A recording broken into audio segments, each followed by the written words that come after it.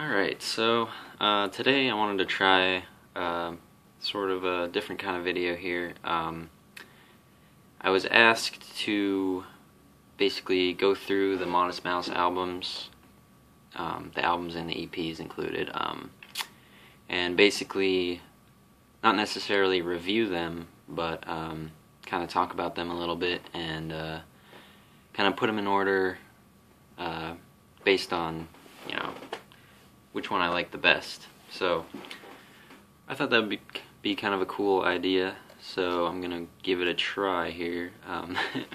It's been a while since I've done any kind of presentation style video or anything like that, so bear with me here. So basically I'm just going to start, I selected 10 different CDs by Modest Mouse.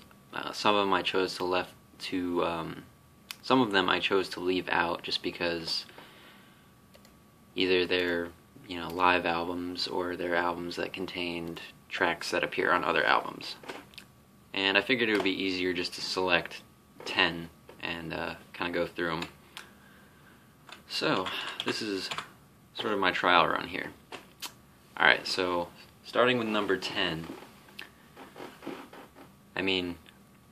So you can call this my least favorite Modest Mouse album, if you can really even say that, because, obviously each one has its own qualities, and to me every one of them is memorable in its own way, and yeah, so I can't really say it's my least favorite per se, but the one that I chose to rank for number 10 was their latest EP, No One's First and You're Next, which was released in 2009.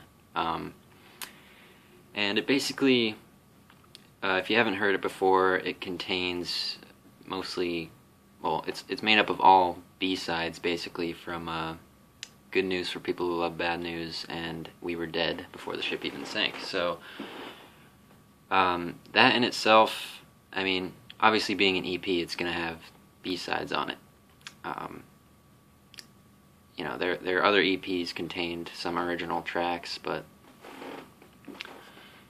yeah, so I put this one at number 10 because to me it just seemed like sort of the most disconnected CD that they have.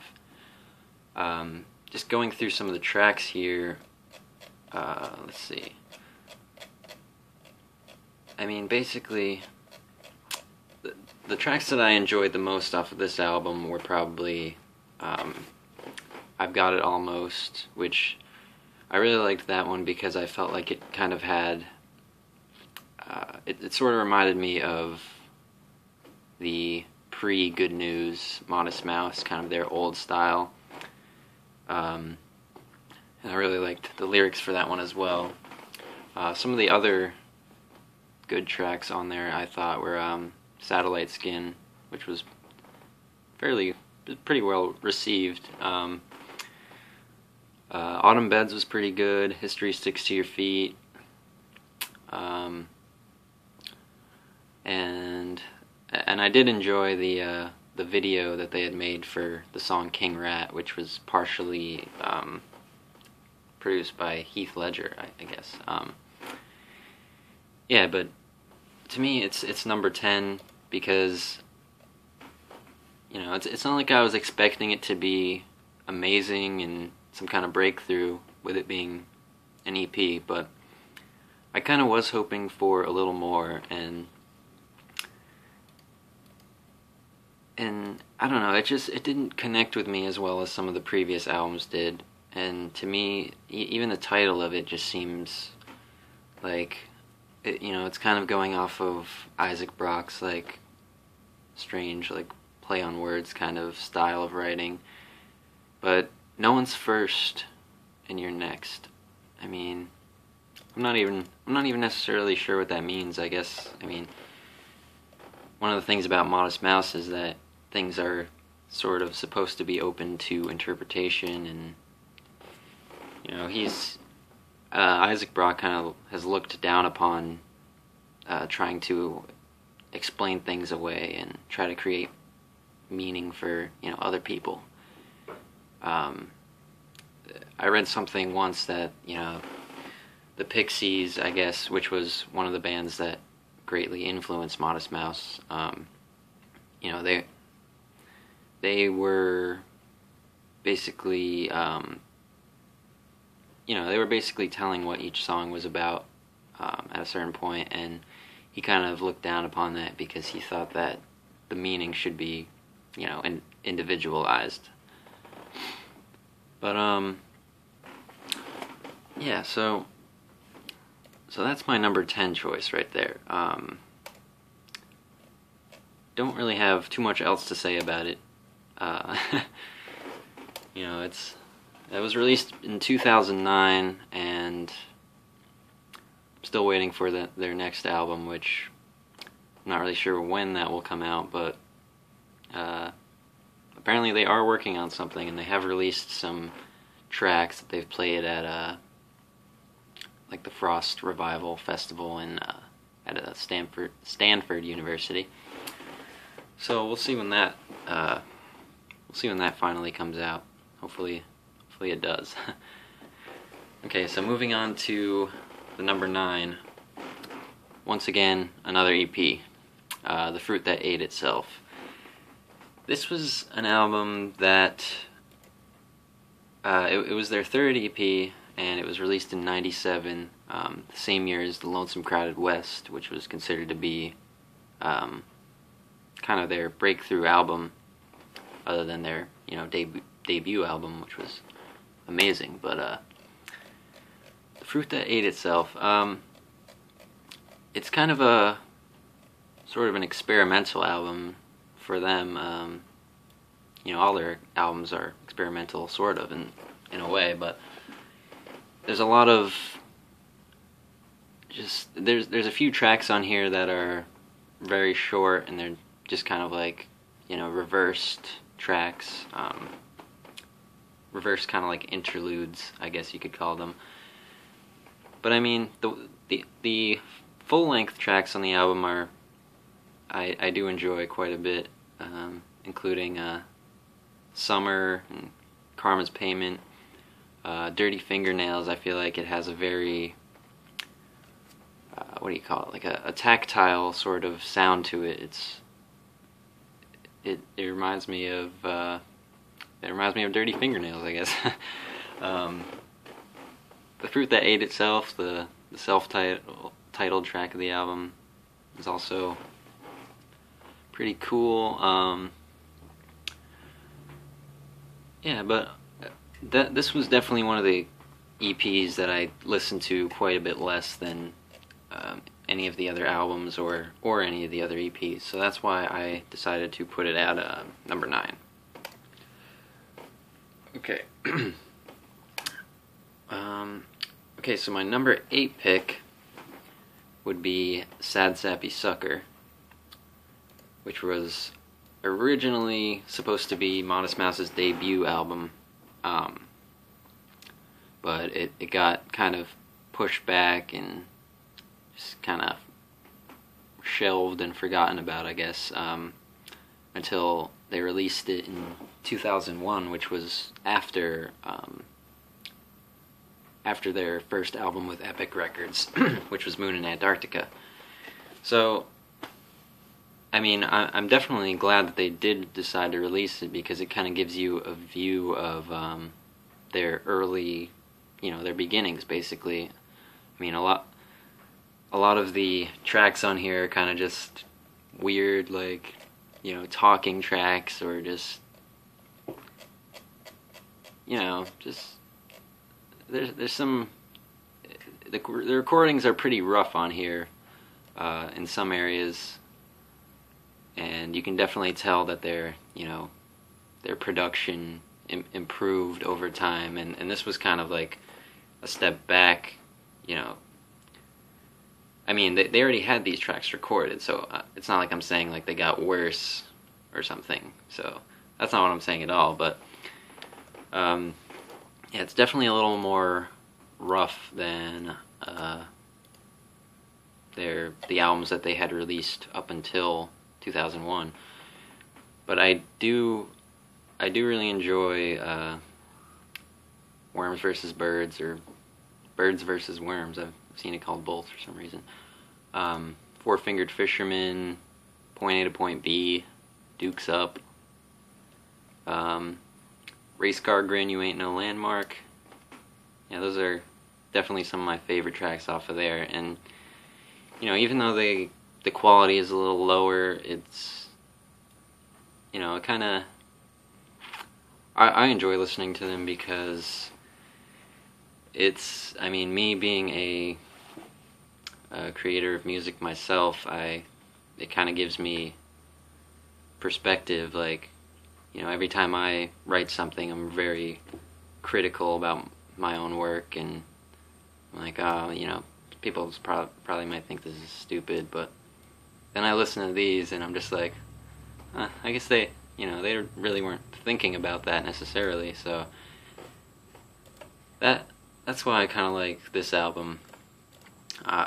It was one of the last albums that I bought, actually. I had heard a few tracks off of it, as I was listening to Modest Mouse, just starting, but never really listened to the full album all the way through until I had already listened to pretty much all the other ones.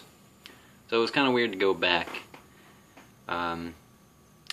It's kind of comparable to, I don't know if you're familiar with the game Final Fantasy VII, but I never actually played that game until about five years ago. So it was even though it's an amazing, critically acclaimed game, and it's almost legendary, it's like I didn't get the same sense of appreciation out of it because I wasn't enjoying it at the time of its release when it was, new and exciting. So yeah, sort of like that. Alright, so number 7. We Were Dead Before the Ship Even Sank. That was my choice for number 7. So this album was released in '07, and I was actually pretty surprised by it. I was kind of skeptical. I wasn't really sure how it was gonna be, because after coming out with Good News, which was, I thought, a really strong album, especially after they kind of changed their sound a little bit, or quite a bit. Yeah, I wasn't sure how it was gonna turn out, and when I first popped it in, the first track you hear is March Into the Sea, where he's kind of just like, doing his crazy laugh and kind of making weird noises, but so that was a little weird. But then I heard Dashboard and I was like, this is a little more normal sounding to me, and not that I don't like weird sounding stuff, but I was kind of starting to get into it, and then like Miss the Boat is obviously a very good track on there. There's a lot of good tracks on this album, and I think they really did a good job with it. It was cool that they decided to bring over Johnny Marr from the Smiths, which kind of gave it a little bit of a new edge to their sound. So yeah, just going through the tracks, pretty much almost every single one of these songs is one that I, listen to quite a bit, so I think that says something. And it was their first album to reach number 1 on the U.S. billboards, so I just remember that being really crazy to me, because I remember listening to Modest Mouse back in 2000 or 1999, which is probably when I first heard them, and it was just crazy to see them gaining all this popularity and becoming known. And it was like I was listening to Modest Mouse CDs in middle school, and my friends would ask me, what are you listening to? I'd be like, I don't know if you heard of them, but Modest Mouse. And they'd be like, oh yeah, I know them. I'd be like, really? Okay. And that was when I started to hear their name more on TV. I heard them mentioned on MTV, which I was like, wait a minute, did I just hear that? It was weird to me. So yeah, it was cool. I'm glad they got to this point, you know, and I think that this album was a pretty defining moment. Yeah, so which, you know, I almost feel bad putting it at number 7, but I mean, to me, the older stuff is just, the sound is more geared toward really what I look for in music. Okay, so next on the list I had their 2001 EP, Everywhere in His Nasty Parlor Tricks, which was basically B-sides from Moon and Antarctica. And you know, Moon and Antarctica being one of my favorite albums of all time, it's not surprising that I really enjoyed this EP as well. I believe Night on the Sun was the first song by them that I ever heard. Or, well, maybe it wasn't. I can't exactly remember. It's been a while, but that was one of the first songs that I really connected with, and it just had this kind of melancholy but hopeful tone to it. Like, starts off kind of sad to me, kind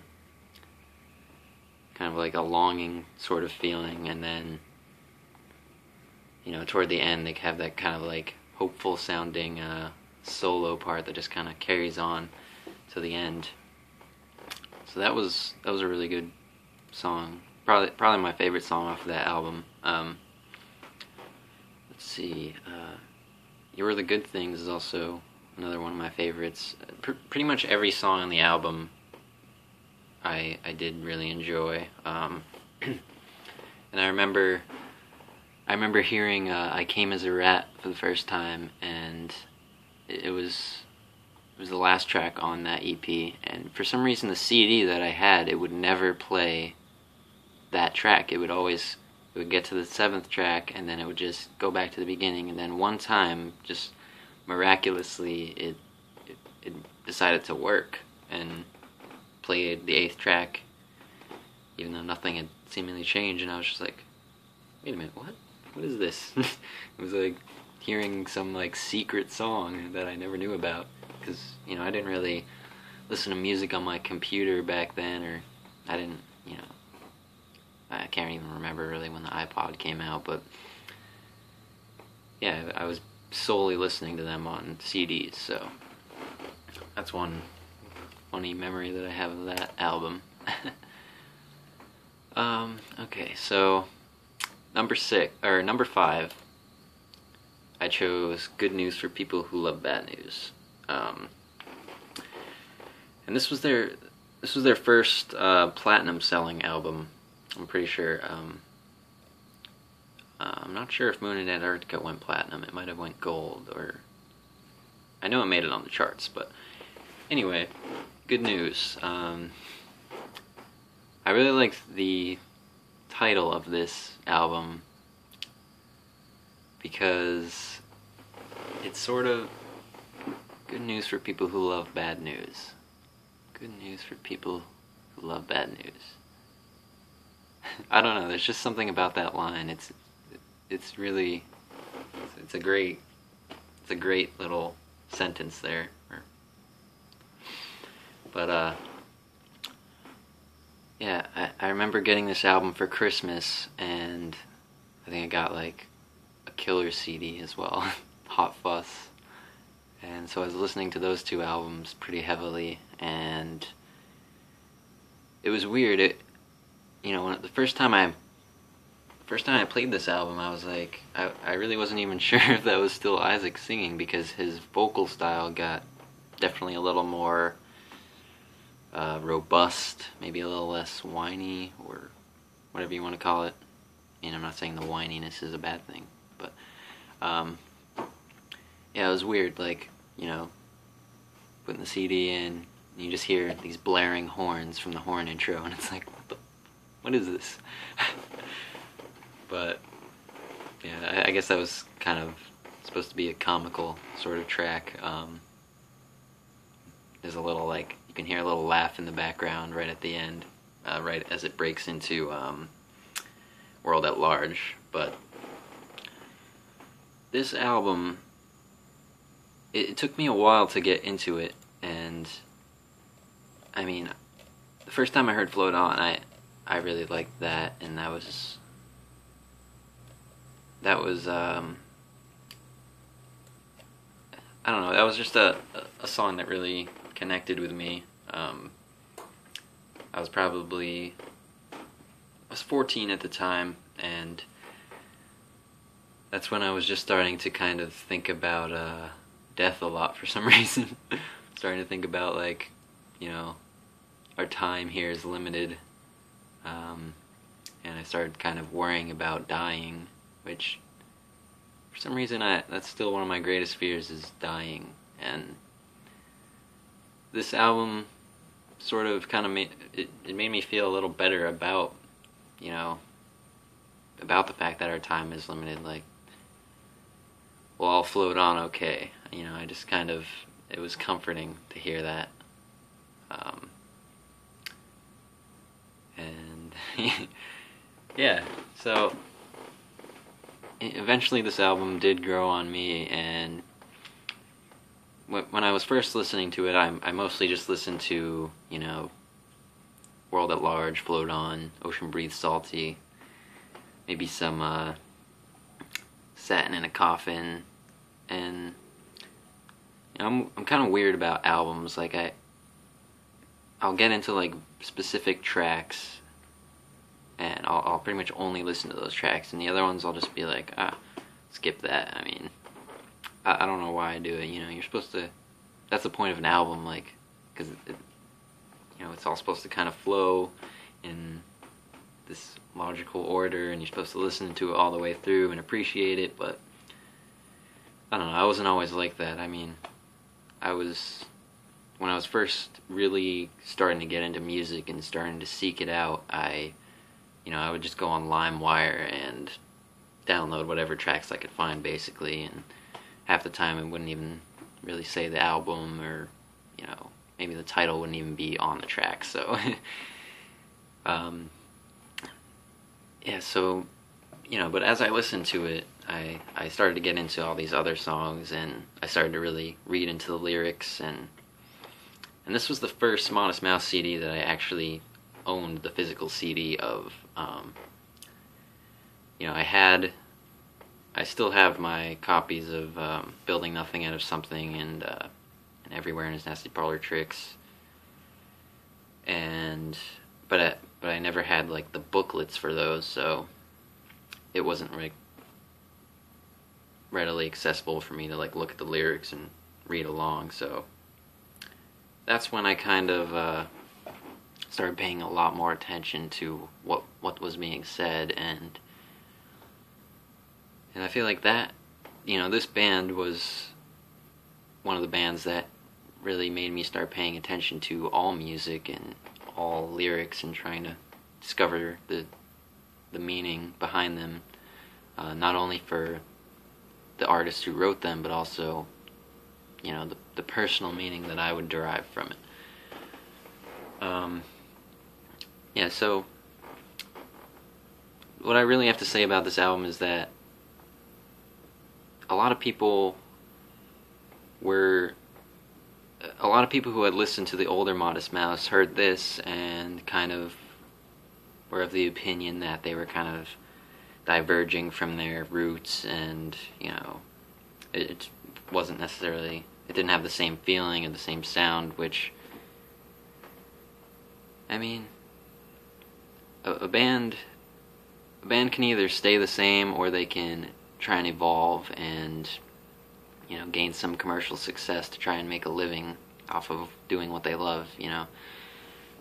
And, you know, maybe Modest Mouse could have gone on creating stuff that sounded like their old stuff, and maybe they would have done really well. But, you know, I'm sure it's gratifying for the artist to create music that more people can connect with, and even if it sounds a little more mainstream or whatever you want to call it.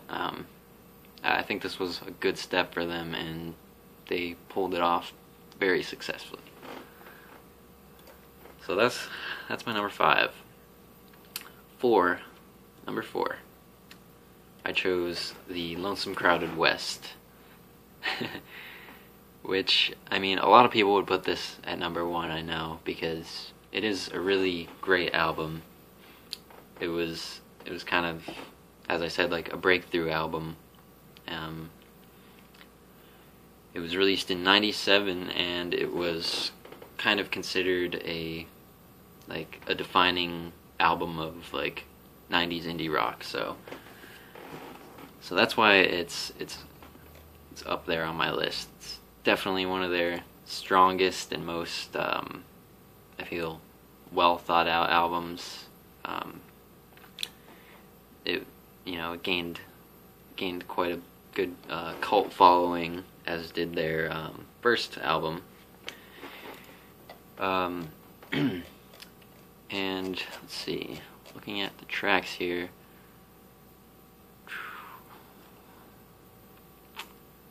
Heart Cook's Brain is definitely one of my favorite tracks. Like, I can really identify with it, like, just some of the lines in that track, like, my brain's the cliff and my heart's the bitter buffalo, and my brain's the weak heart and my heart's the long stairs. Those are some great lines.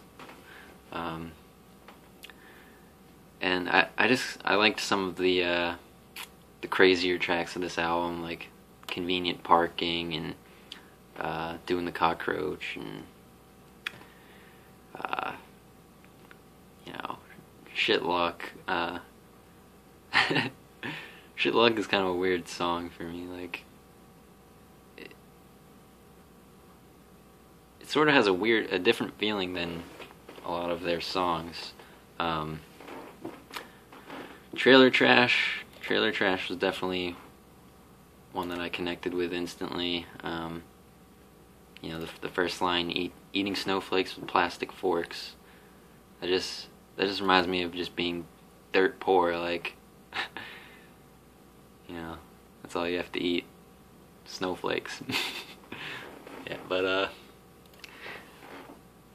and at first, when they said snowflakes, I was thinking of those those, like, what do you call them? Like, I don't know, pastries or whatever, the snowballs, like 2 little white, like, snowball looking things in a package. Like, I thought he was talking about those at first, so I was like, well, yeah, if you're having those for dinner, you must be pretty unfortunate as far as income. But yeah, so that's funny. Trucker's Atlas. First time I really started listening to that one was when I first drove out of state. Like, I'd had my car for a couple years and was living in Pennsylvania, and I decided to make a trip to Boston, and it was the first time I had ever driven out of the state, and it's like an 8-hour drive, so that was the first thing I put on to embark upon my journey.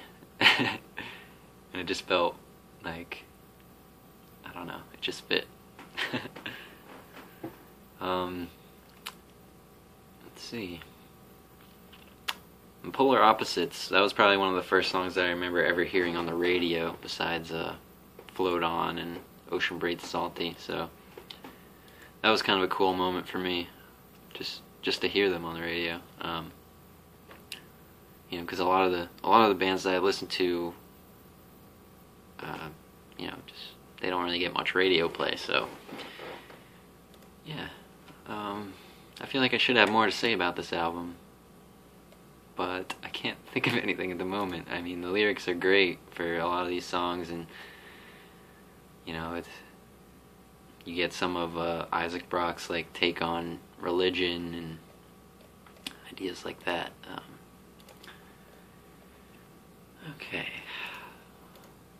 Okay, so number three I have Building Nothing Out of Something, which is it basically contains tracks from from Interstate 8 and some singles from stuff that wasn't really put on albums, but this was probably the first album that I really heavily listened to. Let's see. Building Nothing Out of Something. Here we go. I mean, every track on here is just, it brings back so many memories of just driving around with my dad, because my dad was really the one who introduced me to Modest Mouse, and after he passed away, I just kind of carried that with me always, the love for indie music or alternative music, and especially this band in particular. I almost felt like, he listened to it for me so that I would go the right path, listen to the right music, and kind of, I don't know, just start thinking about life and all that stuff. So, I mean, back when I started covering Modest Mouse songs, these were a lot of the tracks that I was doing, Broke, working on Leaving the Livin', Gray Ice Water, Sleepwalking. A lot of these a few of these I still have yet to do covers of, but eventually I will. Yeah, and I mean, this was crazy for me to hear initially, because it was really unlike anything I'd ever heard before. One of the first Modest Mouse albums I ever listened to, so it'll always have kind of a special place for me, and yeah, that's about all I have for that one. Okay, so now we're down to the final two here, and it was a really hard choice between their first album, This Is a Long Drive for Someone with Nothing to Think About, and then their third full-length album, The Moon in Antarctica, which is probably, I mean, definitely one of their strongest albums, if not their strongest, and I'm sure many people would consider it to be a favorite. It was very well received critically, and it also had, one of the tracks, Gravity Rides Everything. I remember hearing a Nissan or seeing a Nissan commercial and hearing this track that was I had never heard Gravity Rides Everything before, but I was like, that sounds like Modest Mouse. That's weird though. I don't think Modest Mouse would be in a Nissan commercial. That just doesn't seem right. But a few months later, I looked it up and I was like, oh, that actually was them. So that was kind of funny.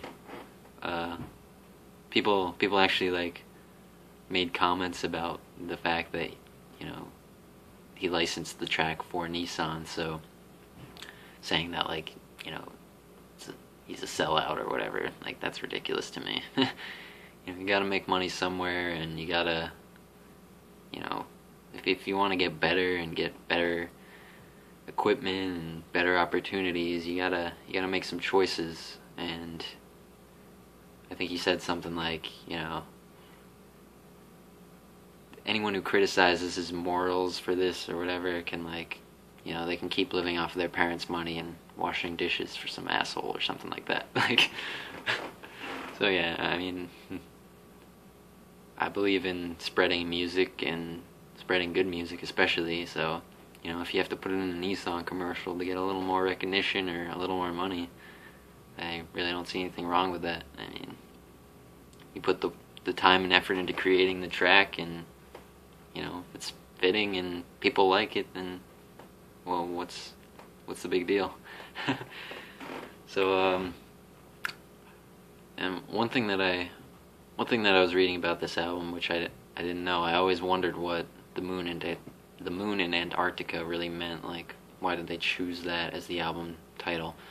And I guess it was taken from the opening scene of the Blade Runner, in which there was a newspaper headline that read, "Farming the Oceans, the Moon, and Antarctica." So, yeah, that kind of makes you think.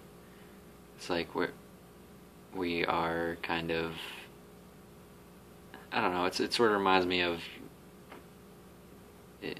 It makes me think about the environment and how we are kind of destroying these serene, peaceful places that had, once been untouched. We weren't always able to, take stuff from the bottom of the ocean, or we weren't always able to travel to Antarctica or the moon, and maybe one day we'll be mining the moon for whatever resources it may have, or maybe we'll move on to other planets and start mining them as well. Yeah, so that's sort of a weird thought, but yeah, I mean, this was probably like the most spacey sounding album that they have, which I really liked that aspect, and just the songs on here are just, I mean, these were the first Modest Mouse songs that I was like, wow, these sound amazing. Like, the production is really good, and everything's just so seemingly meaningful, and it's just a very, very strong album. Third Planet, it's just, even to hear that now, it kind of brings a tear to my eye in a way. Just how like beautiful the song is, and how it kind of reminds me of how little we really know about our own existence and our purpose here. So yeah, this was definitely an album that made me think the most out of really any of them. Yeah. Okay, so I guess I'm running out of memory card space here, so I better wrap this up. But okay, so number one, obviously a hard choice, but I did choose their first album because, I mean, thinking about this, I didn't listen to this album in 1996 because I was 6 years old, and it's not like music was so easily shared back then. It was just people lending CDs to their friends and such, and maybe just the beginnings of some online music sharing, which I didn't even have a computer until like probably 97, so, and I didn't get into music sharing until well after that. So but yeah, I mean, I still can't believe that this was their first album. I mean, it's great. Like, wow, that's the thing I have to say about it. It's great. Very descriptive, I know, but I mean, Dramamine is it's a track that, like, I know that a lot of people know, like, even if they're the kind of Modest Mouse fan who kind of, they just know, like, Float On and Dashboard, and, they might also know Dramamine, which is pretty cool. Like, it's their, it's one of their, it's a song from their first album, and just the fact that these people who don't really listen to Modest Mouse in depth, maybe, the fact that they know this track it's cool to me, at least. And I'm not saying there's anything wrong with people who don't listen to Modest Mouse in depth, but I think it's worth doing, obviously. But yeah, just this album just makes me feel good when I listen to it, and it probably, I feel like out of all the albums, it has the most tracks that I like listened to regularly. I mean, obviously Dramamine, and then Breakthrough, like, Open the Curtains and Let In Some Sky, like, stop being depressed, stop sitting in your room and in the dark and staying in bed all day and get out there. It's kind of what that reminds me of. What else? Might, yeah. Might, I think, is a really cool song, even though it's only a minute and 30 seconds. I always like the lyrics to that one. Beachside Property. I always had a joke that, you know, if someday I ever ended up on some kind of like talent competition, like not necessarily American Idol or whatever, but something like that, I would probably sing the song Beachside Property, just because that would be hilarious to me. Just screaming at the judges.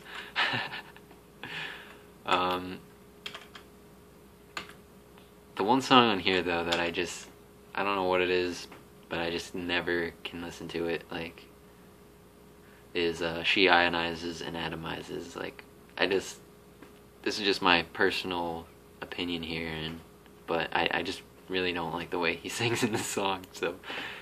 And that's one of the few songs that I can say that about, because, you know, I know he has a very distinct vocal style and all that, but probably my favorite track off here is Head South. Like, I just like hearing him scream Head South, like, Head South. It's funny. Yeah. So that's my favorite. Tundra Desert is one of those songs that I like to listen to when I'm kind of like pissed off, because it's just like so full of noise and, you know, indiscernible shouting, which I kind of like that. Talking shit about a pretty sunset. That has a lot of meaning for me, because it's like, kind of reminds me of, you know, the certain times in my life where I've just been sort of a downer. Just like, you know, everything's everything's pretty good, like, relatively, and, you know, I still find some way to just criticize it and belittle it, and just because I'm maybe not having a good time in the moment, and, you know, it sucks to feel like you have to drag other people down to your level just because you're not happy, and